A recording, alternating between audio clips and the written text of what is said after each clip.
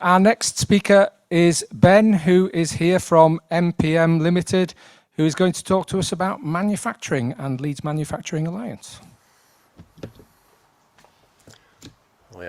Right. Hi everyone.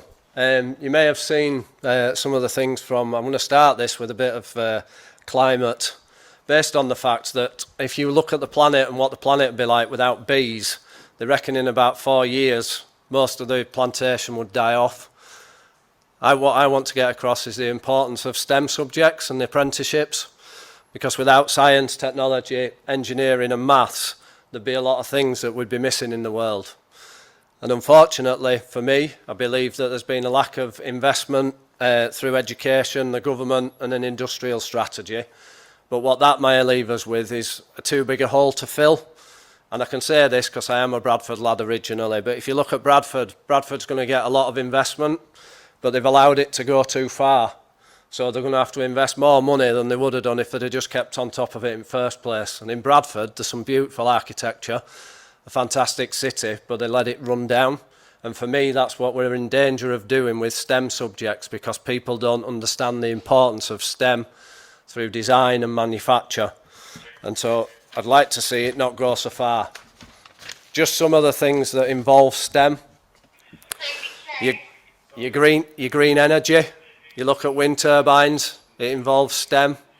The infrastructure that will take will involve STEM. Cars, we've probably all travelled here by some mode of transport, and every one of them will involve skills at a level of concept, design, through to manufacture. Satellites, I think we all take phones for granted nowadays. We all have one in our pockets. Some will think they've improved the world, some won't. But we can contact anybody at any time. We can pretty much track everybody any time. And we've probably all used sat-nav to get here. Even if we knew the way, we probably still punched it in just to check how long it'd take. MRI scanners, composite bridges. We're now moving away from steel into composites so that they last a bit longer. So there are elements of composites that could be argued they're not as green and not sustainable, but they outlast steel. So they're looking at that, and it improves the rail networks maintenance, because they don't have to shut the line to do the composites, a lot lighter, last longer. You look at things like Arctics, your wagons that deliver our food, that deliver all our goods to the shelves, still require key skills like welding, metal fabrication, control panels, robotics, automation, all will involve STEM. And there's just some figures there that you can take in. So the manufacturing companies in West Yorkshire and Leeds, as you see on there, above average salaries, got 104,000 people directly employed in the sector. And as I say, I think what we take for granted is pretty much, if it's not grown naturally, then it's probably manufactured. So if it doesn't grow naturally, chances are you will have involved STEM skills at some point. If it's grown naturally, you'll still need STEM, because somebody will have designed a conveyor belt, automated something to take away the back-breaking work that used to be going through fields with a horse and cart and then pulling your naturally grown products up. So if we're going to lead the way in this region or in this country, it's key that we keep skills going. We look at the science, technology, engineering and maths, because it is part of what the future will hold, because we will still be manufacturing things. Even when we automate it, we think that we're taking jobs away, but generally those jobs just move into a different part of that manufacturing process. If you look at China, China was the manufacturing centre of the world really for many years. If you look at the growth in wealth and the economy in China, I think it explains the importance of manufacturing to this country.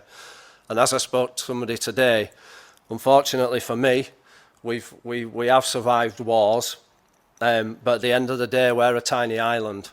If somebody wants a trade war with England, they can soon shut our arteries off. And if we've forgotten how to produce things, design things, and get that product manufactured, for me, that leaves us extremely vulnerable.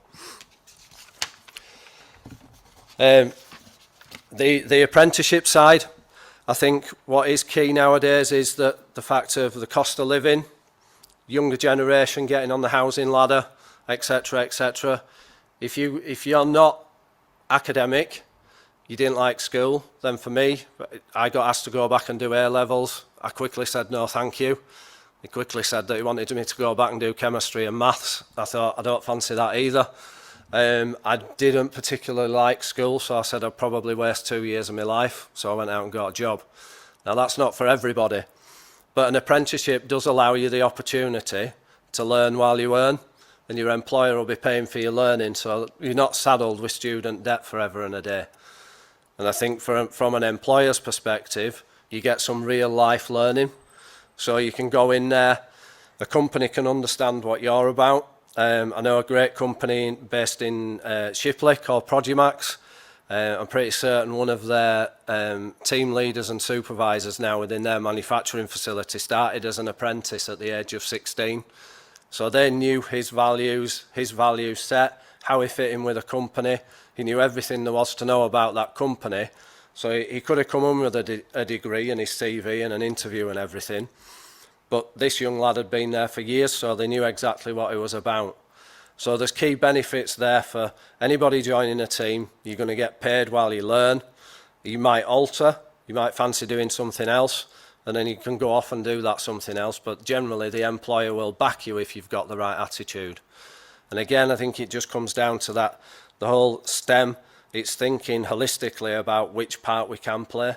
Some people will like designing things. Personally, I don't like working with designers that have never worked on a production line or dealing with the actual product because they won't design it for manufacture. So you end up getting a design and go, I think this guy's come straight out of university. No disrespect to anybody that's been to university. But I genuinely think you don't have to make that, do you? So I think it would really need to think about it in a holistic manner. And that's one of the things in key with manufacturing. I think with manufacturers, what we need to look at is the fact that, I don't know, what's your name? Ben. What a fantastic name. You're right, you've got a job there, look, great name. But if Ben goes into a company and starts working on a factory floor, he can understand how things are produced, etc., etc. I know some great people that are sales directors that started out on a shop floor. And I still cringe when people look like, oh, I can't have an entry-level job. Why not? Why not? If you don't want to carry on sixth form, if you don't want to go to university, get your foot in a door, learn how that product's made, learn the importance of it, and get there.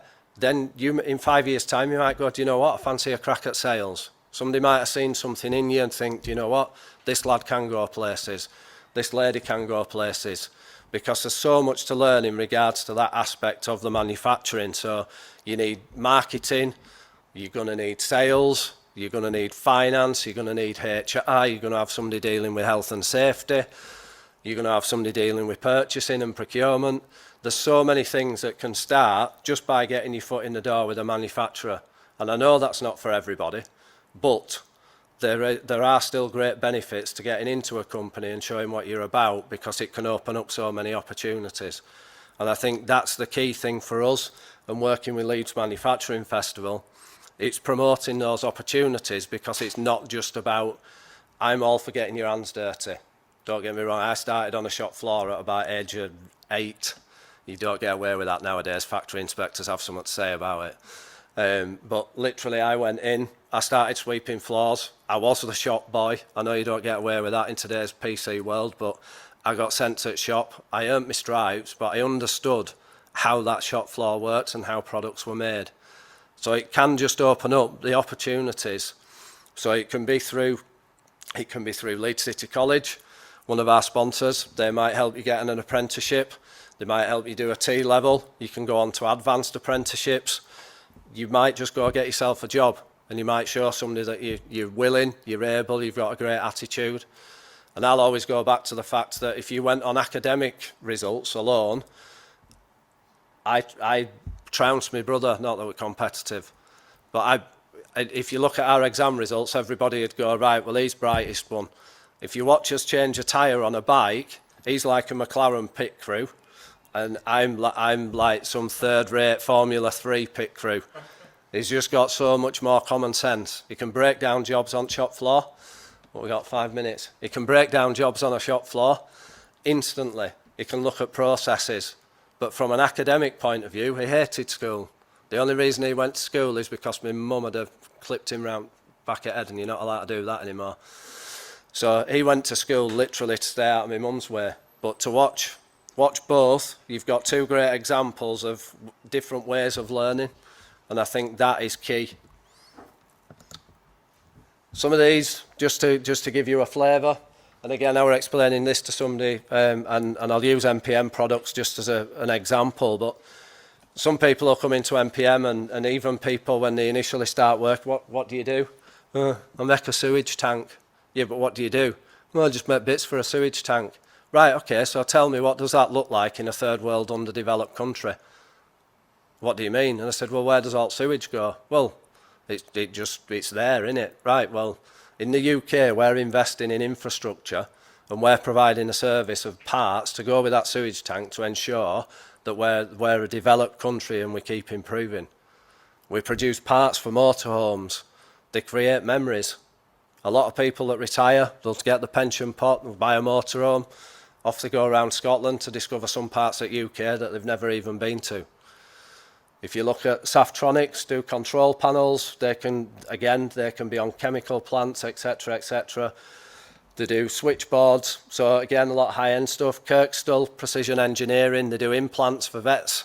Now, I know how much they are because my dog's just had an operation, so £4,500 light and an implant in his leg, so I hope it's strong.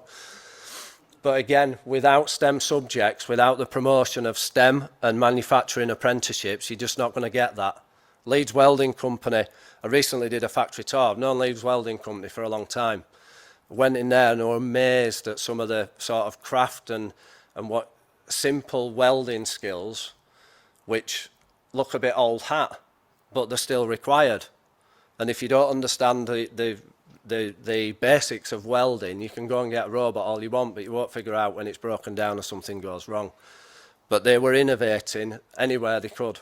So they were proud of what they did that was possibly what some people would look at and go, oh, a robot's not doing that. A person's doing it. Yeah, great. That's great. You need a mix of those skills. Sound Leisure. If you get chance, go down and see Sound Leisure. They should have a jukebox downstairs. They're amazing, the Sound Leisure jukeboxes. Again, you've got a level of carpentry there, the switch gear, the electronics, etc., etc. The marketers must have a field day because it's a great product to market. Benson's control panels, again, Greyhound box. So there's loads of stuff going on in the region. The top three are our main sponsors. So E3 Recruitment, again, if you see E3 Recruitment downstairs, have a chat with them. There'll be plenty of opportunities in manufacturing. They specialise in manufacturing placements and apprenticeship placements. School of Engineering, Leeds City College, please check them out. And Next Gen Makers have actually, if you get a chance, check out they're launching a directory within the next 2 months for the area. So what they do is they run a kite mark and benchmarking for companies. So you can actually see the companies that are really good at delivering apprenticeships. A.W. Hainsworth, they've been around for over 200 years. They do textiles and cloth for royals, for military, for world-class snooker tables. LBBC, they're doing a weird thing where it's pretty much opposite to cremation. So they put you in a big tank of water, I think it's called reclamation. But it's more environmentally friendly and they're developing that and also do autoclaves. And OPM, I've been around OPM, they can spend £5 million on a machine that will have required all the skills that you get from STEM apprenticeships. So they will automate where they can to streamline their printing. And if you get a chance, OPM did a factory tour there, great team, great culture, and just really good to see some of the things we're investing in. So thank you everybody for listening. I hope it's been beneficial. If you've got any questions, happy to take them. Thank you very much. Some really powerful messages there, and it just shows how important the STEM sector is across the whole economy. So thank you very much for that. Any quick questions for Ben? No? Okay, well, Ben does have a stall downstairs. He is on the Leeds Manufacturing Alliance stand just downstairs. So if you wanted to ask Ben anything or any of those companies that he's mentioned, they are downstairs. So please feel free to do so.